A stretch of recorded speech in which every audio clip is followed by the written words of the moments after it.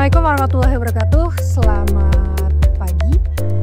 Selamat datang di video ini. Saya Sally Meliana, dosen dari program studi informatika Universitas Telkom.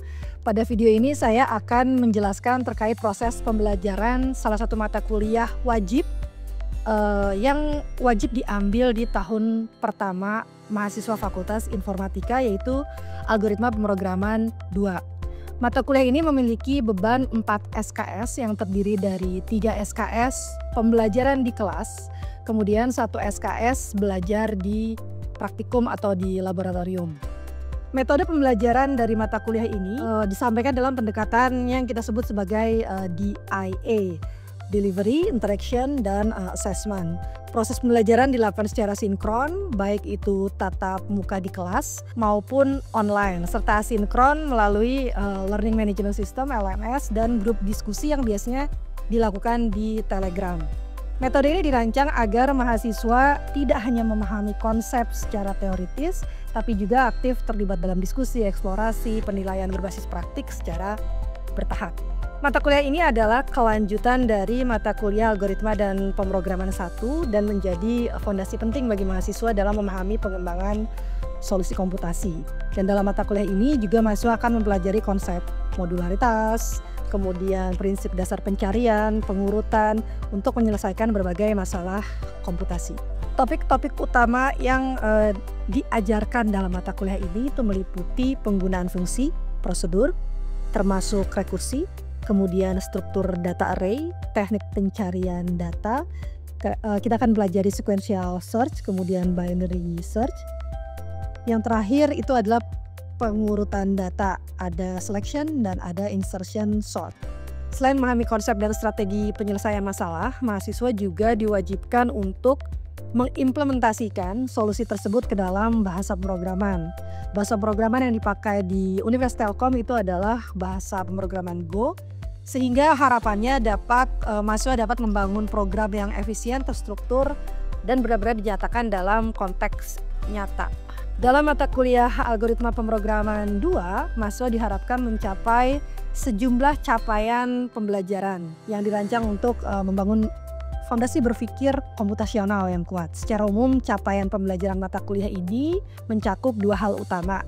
Yang pertama, mahasiswa mampu memahami prinsip-prinsip dasar algoritma. Hal ini dijabarkan dalam sub CLO 321, yaitu mahasiswa dapat menjelaskan konsep modularitas dalam pemrograman sebagai solusi dari permasalahan komputasi. Yang kedua, mahasiswa mampu menerapkan prinsip algoritma dalam menyelesaikan masalah di bidang informatika. Capaian ini terdiri dari 2 subbagian. Yang pertama, sub CLO 342, mahasiswa mampu menyelesaikan masalah komputasi yang melibatkan himpunan data.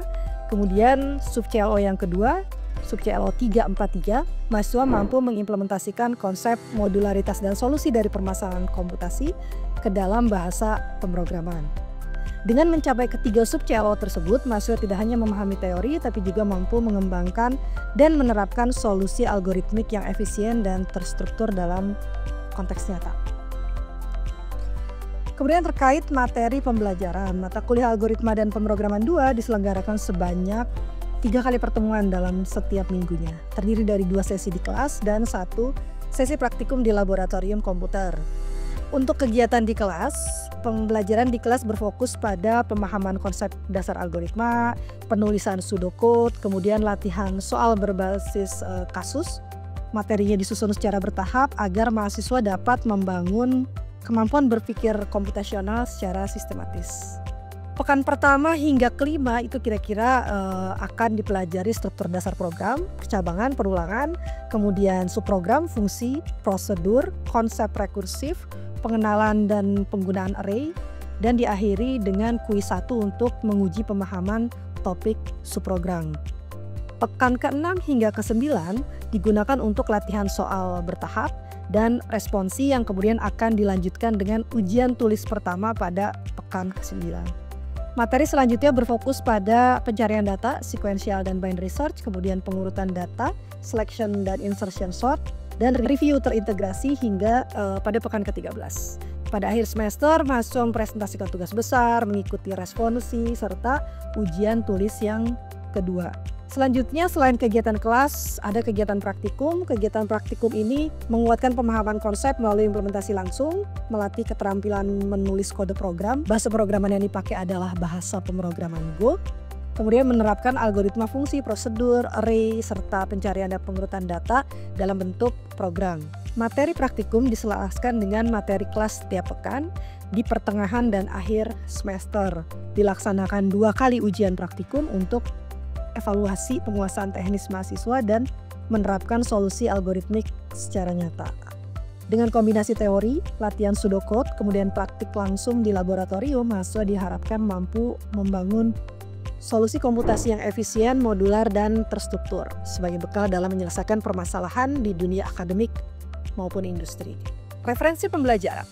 Untuk mendukung proses pembelajaran dalam mata kuliah Algoritma dan Pemrograman 2, kami menggunakan 1 buku utama serta beberapa referensi pendukung yang relevan.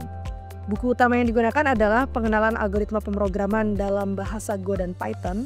Buku ini ditulis oleh Prasti Eko Yunanto, Bunyamin, dan Said Al-Farabi yang diterbitkan oleh Tellyu Press pada tahun 2023. Buku ini dirancang khusus untuk mendukung kebutuhan pembelajaran mahasiswa di lingkungan Universitas Telkom dengan pendekatan bahasa Go sebagai fokus utama implementasi. Untuk memperkaya pemahaman mahasiswa, disediakan juga beberapa referensi tambahan, antara lain lecture notes dasar pemrograman yang dibuat oleh tim dosen Telkom University, kemudian ada The Go Programming Language yang terbitan Edition Wesley yang merupakan referensi komprehensif untuk memahami struktur dan idiom pemrograman dalam bahasa Go. Ada juga The Way to Go atau Introduction to the Go Programming diterbitkan oleh iUniverse. Ini juga sama, jadi lebih fokus ke bahasa pemrograman Go. Ada lagi Think Like a Programmer, ini diterbitkan oleh No Starch Press. Buku ini membantu mahasiswa mengembangkan kemampuan problem solving. Dengan dukungan referensi-referensi ini, mahasiswa diharapkan dapat membangun wawasan yang luas dan mendalam serta memiliki kemampuan berpikir algoritmik yang kuat dan fleksibel. Selain referensi berbasis teks, mahasiswa juga dapat belajar melalui materi audiovisual yang tersedia secara online. Saya sebagai dosen menyediakan berbagai video pembelajaran yang dapat diakses melalui channel YouTube, termasuk video penjelasan algoritma, demo pengkodean langsung, kemudian review materi, dan banyak rekaman kelas dari tahun-tahun sebelumnya. Semua materi ini dirancang untuk mendukung pembelajaran fleksibel dan mandiri sehingga mahasiswa bisa belajar kapan saja dan di mana saja sesuai dengan ritme belajar masing-masing. Dengan kombinasi referensi teks dan audio visual ini diharapkan mahasiswa dapat memperoleh pemahaman yang menyeluruh dan siap menghadapi tantangan pemrograman di dunia nyata. Komponen penilaian. Penilaian dalam mata kuliah Algoritma dan Pemrograman 2 dibagi berdasarkan 3 sub CLO yang telah ditetapkan sebelumnya. Setiap sub CLO memiliki bobot penilaian yang berbeda sesuai dengan karakteristik capaian yang diukur. Penilaian dilakukan melalui 6 komponen, yaitu ada latihan dan tugas 10%, kuis 20%, ujian tulis 50%, tugas praktikum 5%, ujian praktikum 5%, dan terakhir tugas besar 10%. Sub CLO 321 dan 342 dinilai melalui latihan, kuis, dan ujian tulis. Sementara sub CLO 343 lebih menekankan kepada aspek praktik sehingga penilaiannya berdasarkan tugas dan ujian praktikum serta tugas besar. Oke, dalam praktiknya, satu sesi perkuliahan di kelas biasanya disusun dengan alur sebagai berikut. Diawali dengan review materi sebelumnya selama kurang lebih 10 menit untuk membangun keterkaitan dengan materi yang akan dibahas saat itu.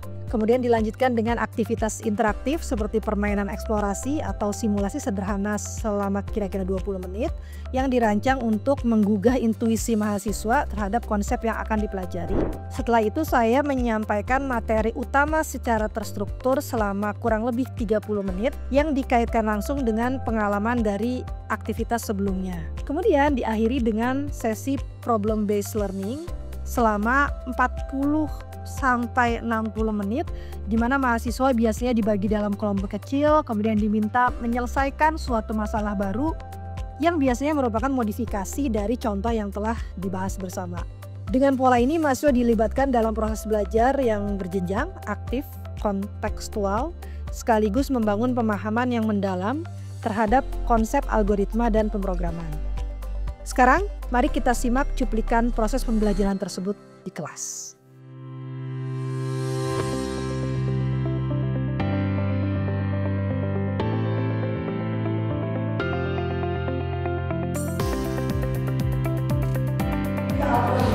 Kan gak mungkin dong belajar soal sebenarnya, tapi seperti jadi kayak gini kan kalau pas alkohol kayak ada video atau satu ini juga kayak kenapa selain itu soal selain itu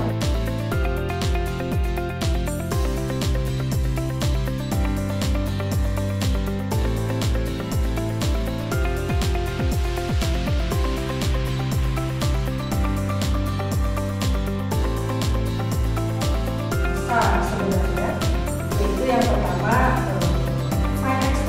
dan yang kedua adalah swap. Nah, swap ini harusnya kalian sudah pernah belajar di mata kuliah sebelumnya di semester 1 yang mata kuliah apa kamu ya. Nah, untuk merefresh ingatan kalian, saya butuh 5 volunteer. Oke, swap aja langsung. Yang 3 orang tolong pegang ini ya, kertas. Tolong yang pegang. Nah, berarti saya butuh kalian berdiri di kotak 3 kotak. 1, 2, 3. Nah. Oh.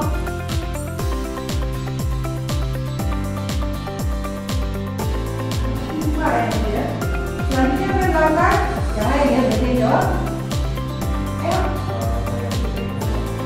Variabel B, oke. Silakan, balik gimana? Yang A, balik gimana? Oke, silakan. Variabel C pindah ke variabel B. Oke, terima kasih ya sudah jadi koordinator. Saya mau perlihatkan pseudocode yang bentuknya pseudocode gitu ya. Nah, ini adalah selection sort yang tadi kalian pakai dari 3, 4, 5, 6, 7 gitu ya. Nah, coba kasih tahu ke saya gitu ya. Jadi yang tadi kalian lakukan itu adalah proses swap yang ada di ketiga baris ini 4, 5, dan 6. Jadi bisa kalian lihat bahwa sebenarnya selection sort ini sangat sederhana. Ada yang jawab? Oke, silakan. Beda yang contoh yang ini kayak dari nilainya. Oke, cari nilai kecil kemudian dibukannya ke depan atau belakang? Ke depan. Ke depan ya? Berarti pindah ke sini satu orang supaya pas gitu ya. Kemudian saya akan membagikan satu kertas untuk kalian menjawab, kemudian saya swap. Nah, coba buat implementasi dari yang ini. Berarti kan yang minimum dulu, kemudian tolong tuliskan.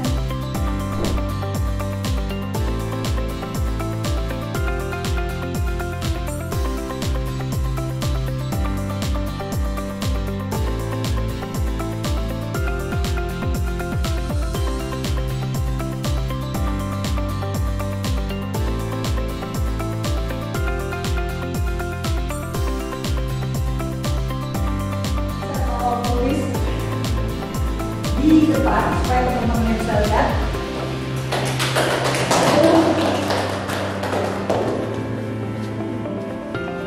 Kita lihat implementasi pseudocode sebenarnya pseudocode dari Pioneer.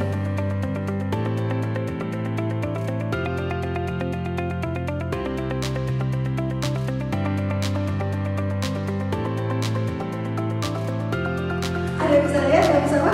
Oke, silakan. Oh iya. Oke. Coba ya. Ini berarti hasil sendiri gimana?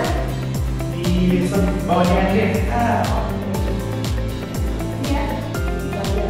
Siapa yang mau? Sudah bersedia ngasih Kalau dari yang saya tangkap berarti aku selection sort ini kalau kita mau nge-setting berarti pakai finding. Oke. Terus kalau di setting berarti pakai Sekarang, oh ya, sebelum kalian keluar, silakan kalian buka My Value, kemudian